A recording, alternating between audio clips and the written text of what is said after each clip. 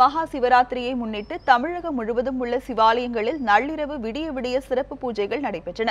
சென்னை கபாலீஸ்வரர் கோவிலில் சிவராத்திரியையொட்டி நடைபெற்ற நிகழ்ச்சிகள் குறித்து கூடுதல் விவரங்களை நமது செய்தியாளர் பாலாஜியிடம் கேட்கலாம். பாலாஜி, சென்னை கபாலீஸ்வரர் கோயிலில் நடைபெற்ற சிவராத்திரி குறித்து சொல்லுங்க. வணக்கம் ராஜலட்சுமி. நேற்று மாலை, அதாவது சூரியன் மறைவுக்கு பிறகு துவங்கிய இந்த மகா சிவராத்திரி பூஜையானது இன்று அதிகாலை 4 மணி வரையிலிருந்து 4 கால பூஜைகளாக இந்த கோவிலில் நடைபெற்றது. இதன் காரணமாக லட்சக்கணக்கான பக்தர்கள் நேற்று மாலையிலிருந்து இன்று அதிகாலையில் வரை இந்த கோவிலில் இருந்த காட்சி இன்று காலை வரை நம்ம சுமார் 4 மணி நேரம் நேரலையில் காண்பித்து வந்திருந்தோம்.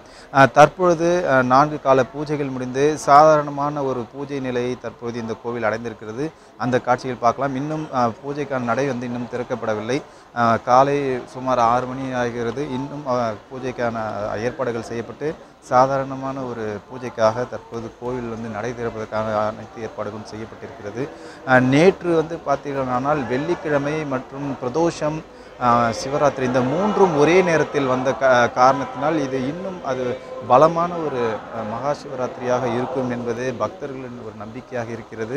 இந்த நாளில் செய்த தவறுகளுக்கு ஒரு கட்டுப்பாடோடு ஒரு வேண்டுதலை இருந்தோமானால் எந்தவித பிரச்சனையும் இன்றி அனைத்தும் நல்ல முறையில் நடைபெறும் என்பது ஒரு ஐதீகமாக இருக்கிறது.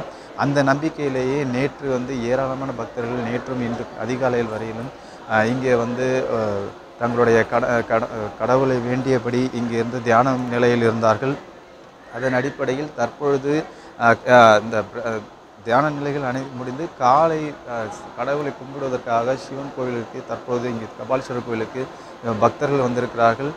சுமார் சாதாரணமான நேற்று இரவு இருந்த கூட்டத்தை விட தற்போது ஒரு சாதாரணமான ஒரு கூட்டம் தான் இருக்கிறது. நேற்று இன்று அதிகாலை வரை ஏராளமான கூட்டம் இருந்த காரணத்தினால இந்த பகுதியில் போலீஸார் அதிக அளவில் பாதுகாப்பு பணியில் ஈடுபட்டிருந்தார்கள். எந்த விதமான ஒரு அசம்பாவித சம்பவம் ஏற்பட்டு விடக்கூடாது என்பதற்காக தீயணைப்புத்துறை வீரர்களும் இந்த பகுதியில் இருந்தாங்க.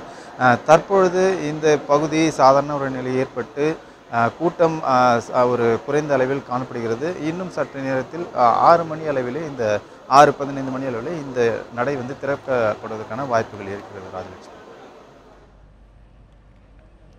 பாலாஜி, உங்களுடைய தகவல்களுக்கு நன்றி.